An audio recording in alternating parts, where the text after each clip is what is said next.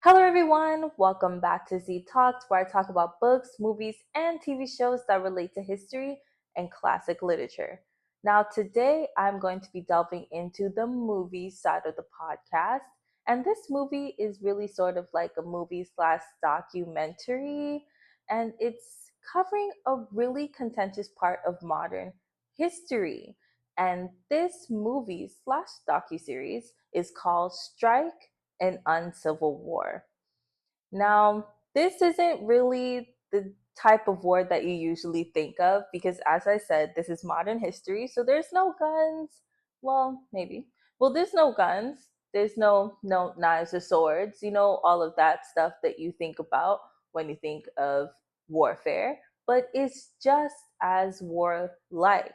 And the central part of this war is the Battle of Orgrave. Now, let me not spoil it for you guys before we really get into the plot. So, without further ado, let's get into it.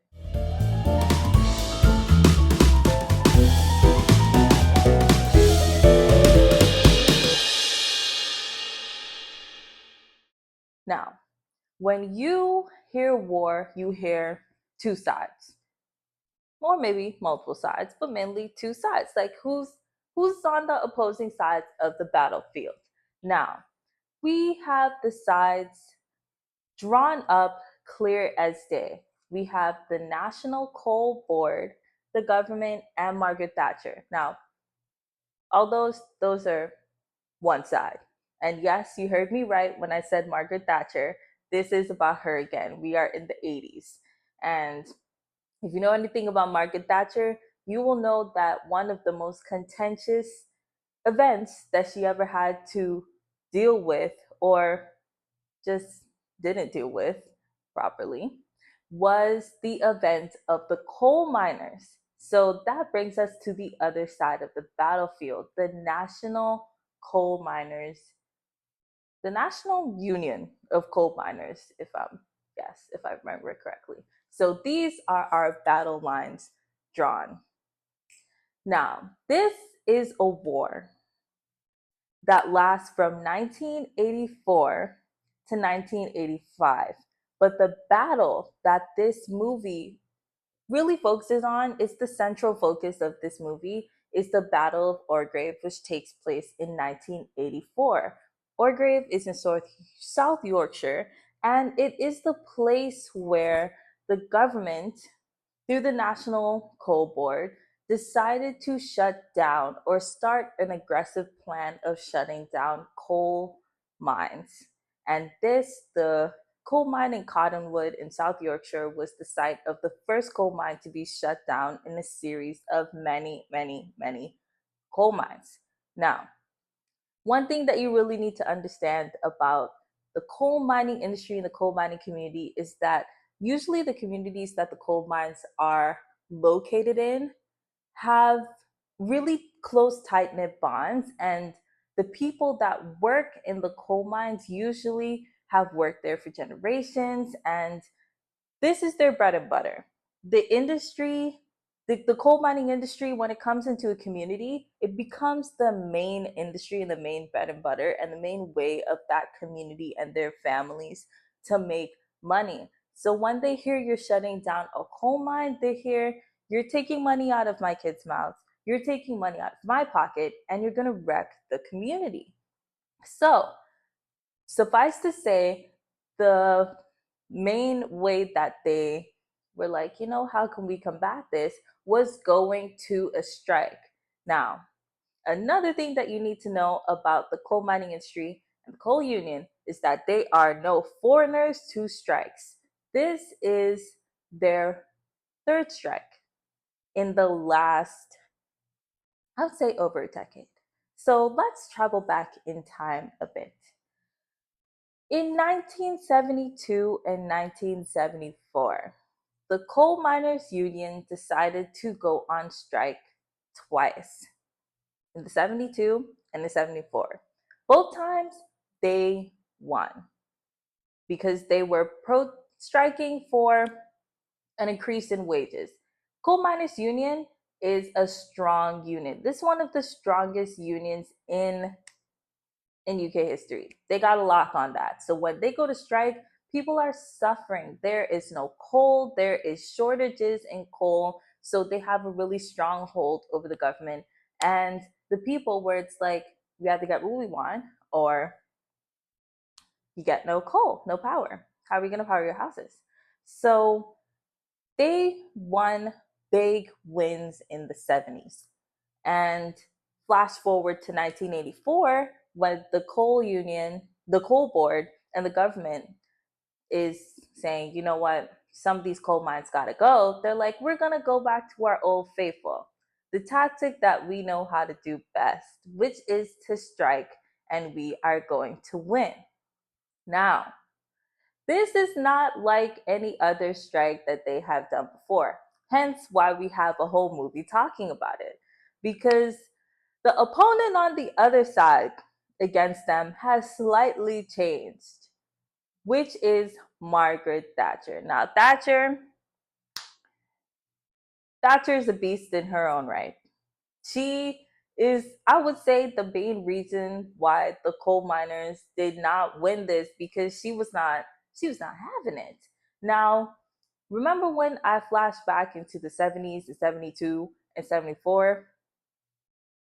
That strike that the coal miners did really, really had a strong hold on government. And the guy that was in power at the time was, his last name was Heath. So we're going to call him Heath. Heath. He was in power and he is a conservative. Now, know anything about Margaret Thatcher, she's also a conservative. She is loyal to the party. So the coal miners' strike literally ensured that Heath and the Conservative Party did not win in the election after. So Heath was in government from 1970 to 1974. After 1974, they're like, you're not coming back in power. We need the Labour government to try to figure some of this stuff out. Labour government still couldn't do it. So they're like, you know what? Conservatives will give you another shot. And the other shot that they gave to the Conservatives was Margaret Thatcher. Now, she has a vendetta against the coal miners because of what they did to the conservative parties in the early 70s. She is coming out with a vengeance to target them specifically.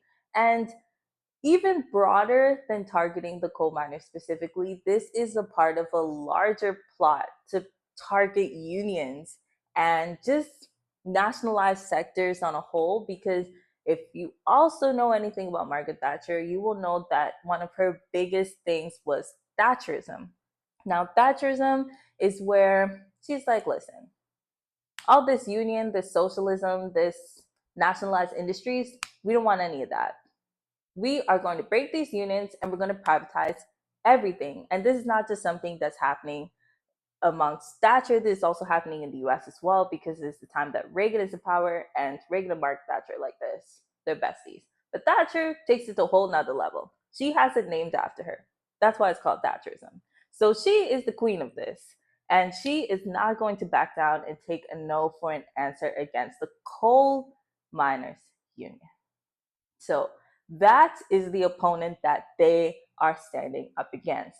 And on their side of the battlefield, they are, it's not that they're not prepared, it's that on their side of the battlefield, they don't have it together to face up against an opponent such as Thatcher because of two main reasons. So the miners, they went on strike after the first shutting down of the mine in South Yorkshire.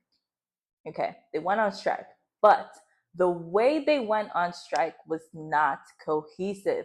Usually, like the strikes in 1972 and 1974, all of the coal miners across the country, across the nation, would go on strike as one unit. They would go on strike together. So the country would really feel the impact of the strike, the shortages that would happen. They would be like, wow, we have no coal, no power. We are really feeling the impact of these shortages. Government, please give the union what they want. But this time, there is no national unity. There is no cohesive movement to strike. And this is mainly because when they striked in the past, there was a national vote for all of the different coal mines to strike together. But this time in 1984, there is no national vote to strike. It is different regions and different coal mines striking individually. So it's not a cohesive movement, and there's not really strong solidarity. Now you might be wondering, if they did a a vote before and they got it to work, why didn't they do a vote in 1984? And the main reason why they didn't do a vote, which you'll come to understand, it's kind of understandable, is because of their new leader, Arthur Scargill. Now, this guy, he is pro miners union to the death of him. He is like, we're going to get all of our demands. We're going to get what we want. Now, he was telling them from years before, because he was put in power of the union in 1981.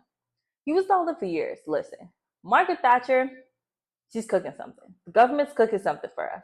So we need to go on strike before they tell us that they're going to shut down any coal mines. We need to go on strike and preempt them, and we need to force them to meet the demands of maybe creating a national energy policy where they really take into account the coal mines in energy production for years to come, so that we are secured our jobs. And also, he was pushing for them to not shut down coal mines solely based on economic reasons, but to really, take into account, like, hey, this is people's livelihoods, this is people's jobs. So he was trying to push from that time, since he was elected in 81, for them to go on strike. And he pushed for a vote, a national vote for every coal mine to strike 3 times. And 3 times they were like, no, we're not doing that. We don't want to strike nationally. Because he lost 3 times in 1984, when there was an actual, a time to strike and you needed to do the vote, he was like, I'm not going to call it again because y'all already told me no 3 times. Which, fair. If somebody tells you no 3 times, you're not going to do it the 4th time. It's just ludicrous. And one of the second reasons that played into the reason why they told him no 3 times in the first place is because in the late 70s, there is a new way that coal miners, well, not a new way, but an additional way in which coal miners are paid. And this is called like a kind of bonus system. It's a system where, like, if you're more productive in your coal mine, you get a bonus. Now, this produces some divisions across coal miners and coal mines across different regions, because obviously there will be coal mines that have more resources, more people. The coal mines are just different. Not every coal mine is the same. Therefore, some coal mines are just set up to be productive. So you have some coal mines always getting bonuses. It's not a system that's really based off of, equity or equality. It's not fair. It's not a fair system that the coal miners really agree with. But some coal miners are really benefiting from it. And one coal mine in particular that's really benefiting from it is the Nottingham coal mine. Not to say that they're the only one, so don't eat me up in the comments. They're just one that's noted in the film. Now, the Nottingham coal mine is noted in the film because if you watch the film, it's like they tried to go up to Nottingham.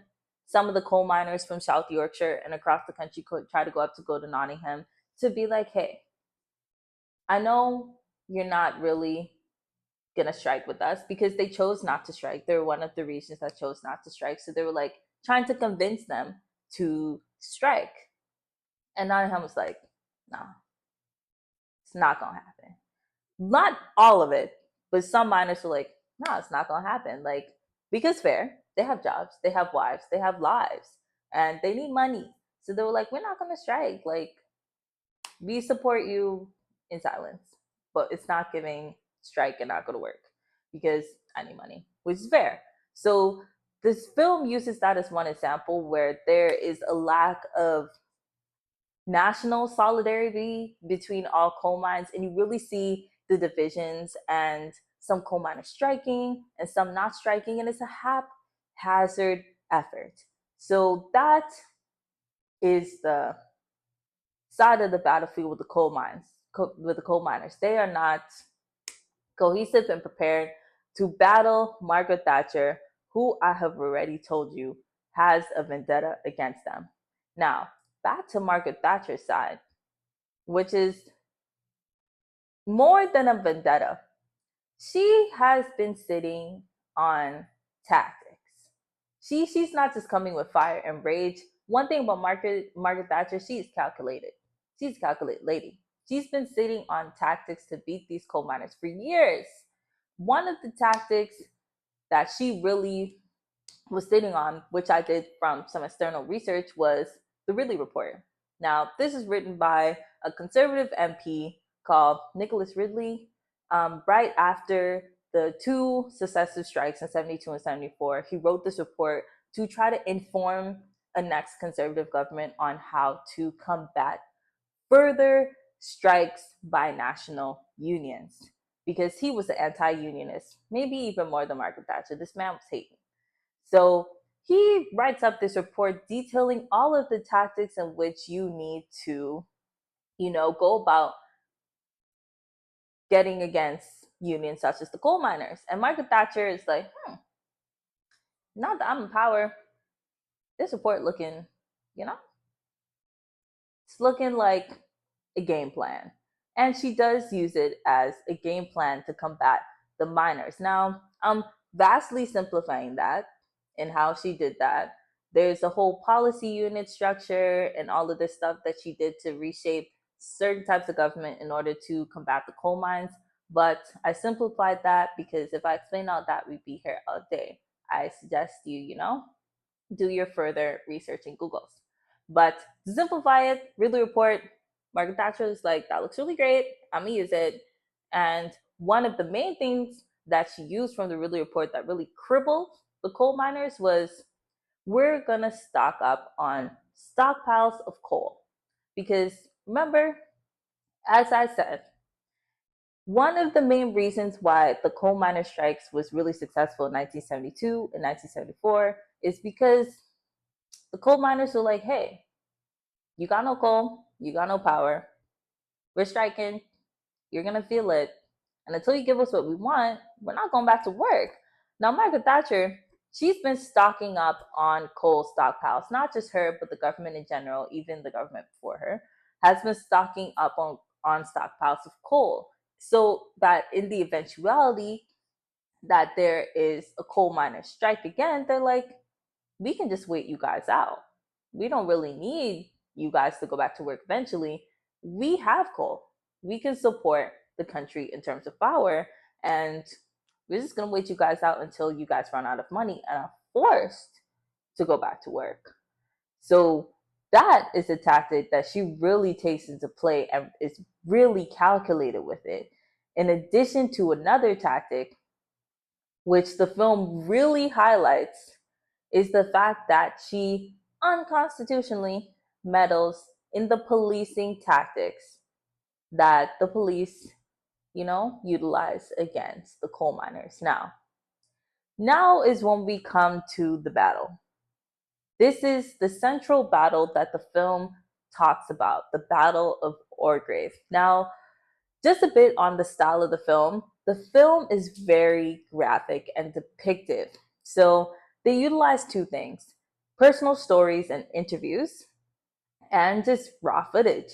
So with the personal stories and interviews, they interview a lot of the coal miners that actually were striking at the time in 80 and 85, and that were actually at the Orgrave battle. And they actually interview police and people from government. And these stories are horrific for reasons why I'll explain in a second. And in addition to these personal stories, which are really quite emotional and terrific because they're super detailed and descriptive, we have raw footage where you can see the horrific stuff that happens. Now you're like, what horrific stuff? And the horrific stuff that happens is insane amount of police brutality. Because remember when I said the Orgrave battle, you have Margaret Thatcher government police and the coal miners. It literally looks like that on the raw footage that is shown to you in the film. So we have the coal miners deciding, hey, we can't really get everyone, all of the coal miners and all the coal mines to agree to strike. So we're just going to meet all of the people that actually are striking at one central location in Orgrave in South Yorkshire. And the police and the government are like, okay, we know you're going there. We're going to send hundreds. When I mean hundreds, I literally mean hundreds of police to that site, and the strike isn't going to work because the government has been repeatedly saying that they see the strike as unconstitutional, not unconstitutional, but they see the strike as illegal, unlawful, because remember, they didn't have a national ballot to go on strike. So they're saying this is the unlawful strike because you don't have the support of the union. So we're going to put police down there and we're going to stop you. So you have the police and the coal miners. Now, the police, they are brutal because of the tactic that Margaret Thatcher employs, which is meddling in police business. Now, she really not supposed to be doing this, and the film highlights that. She contacts the Home Secretary and it's like, listen, I need you to tell your boy Chief Constable who running the police that he needs to up the ante. He needs to up the ante against these coal miners because I'm tired of all these strikes. These coal miners need to go back to work because if she can get them to go back to work, she can undermine the whole effort and coal miners crippled. So the police is like, you know what? I got you. And boy, did they got her because the police, it's graphic. I will put this disclaimer here.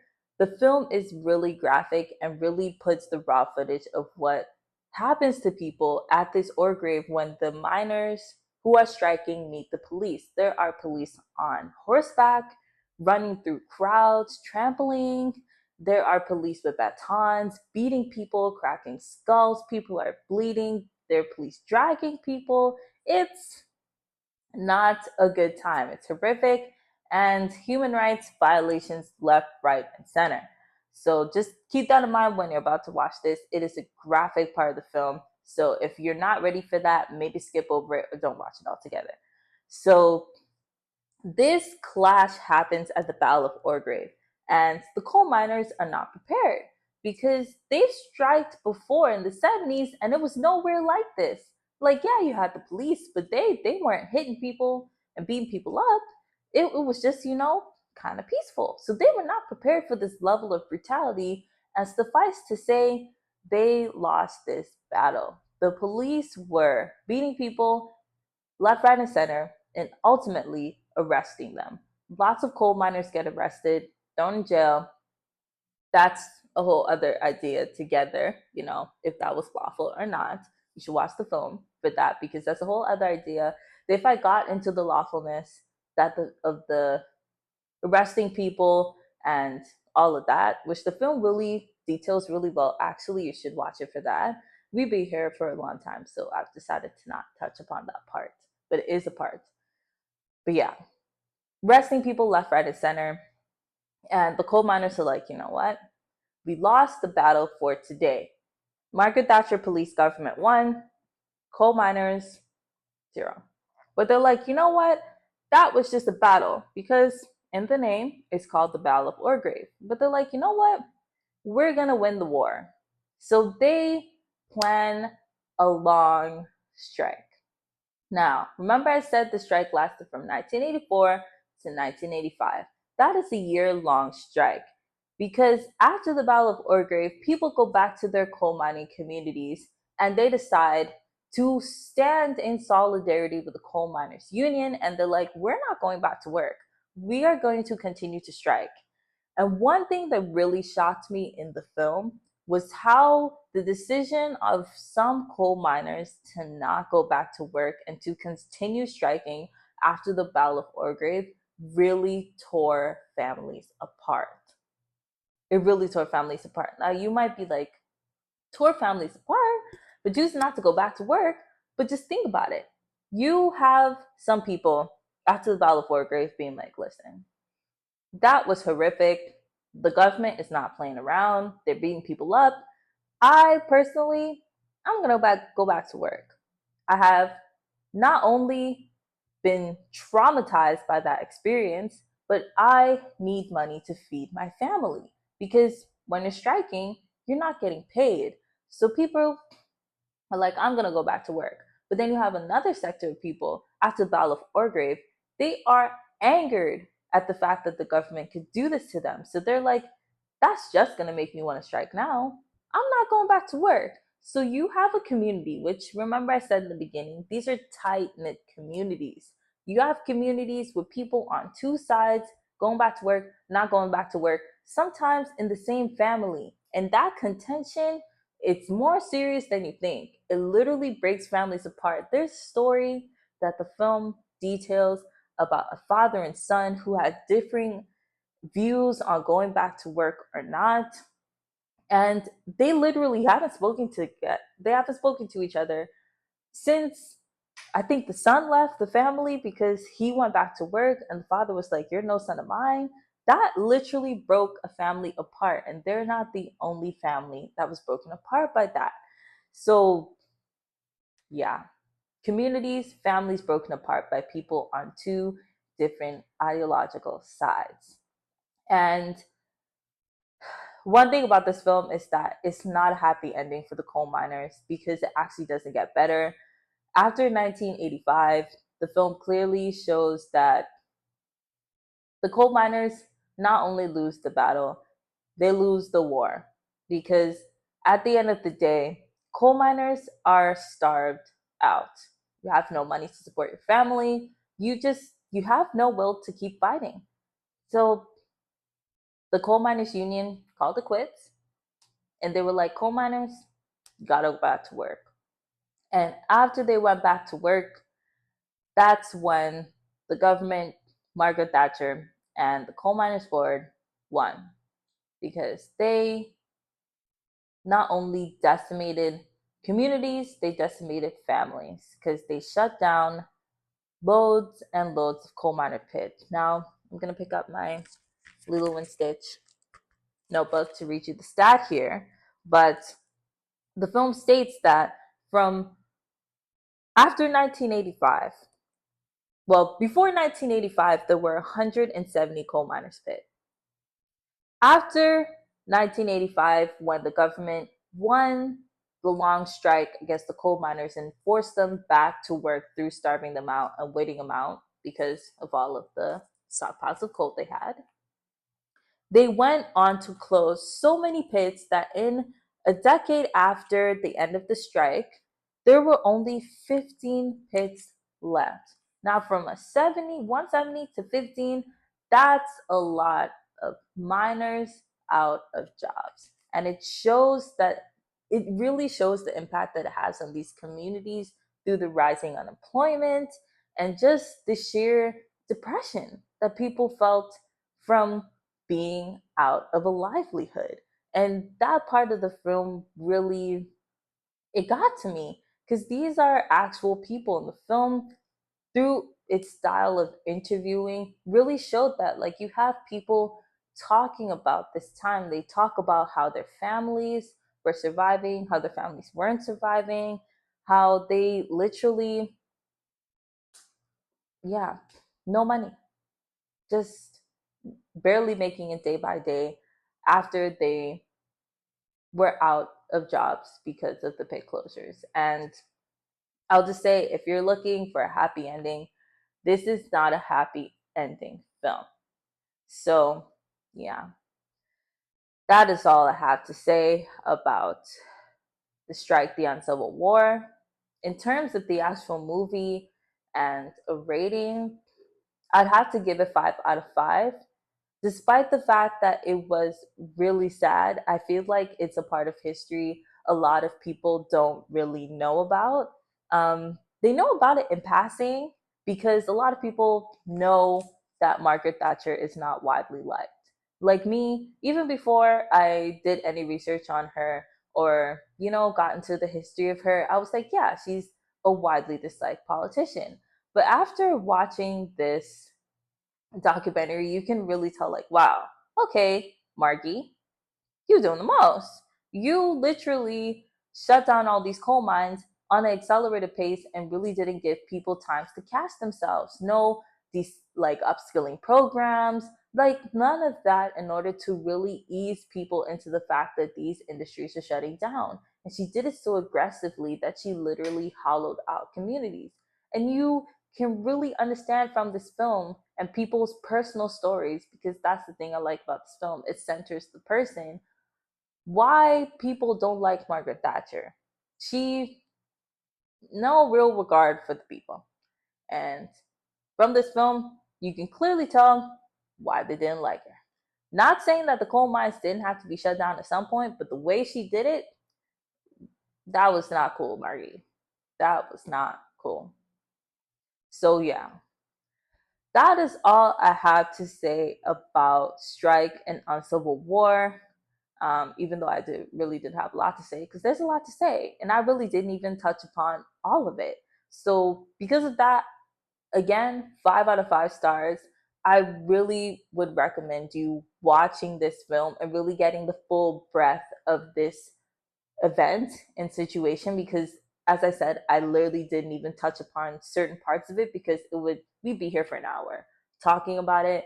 But if you want to know more about this part of modern history, I strongly urge you to watch it and just, enlighten yourselves. But just know that through watching this, you will not be enlightened, because this is a pretty depressing part of history. But yeah, and also, if you want to hear more about Margaret Thatcher, you could go back and watch one of my previous episodes where I talked about her and her scuffles with the Irish and the IRA. But if you're tired of hearing about Margaret Thatcher, which I understand, she's not the best, then you can just watch other episodes or wait 2 more weeks to watch another episode again on ZTalks.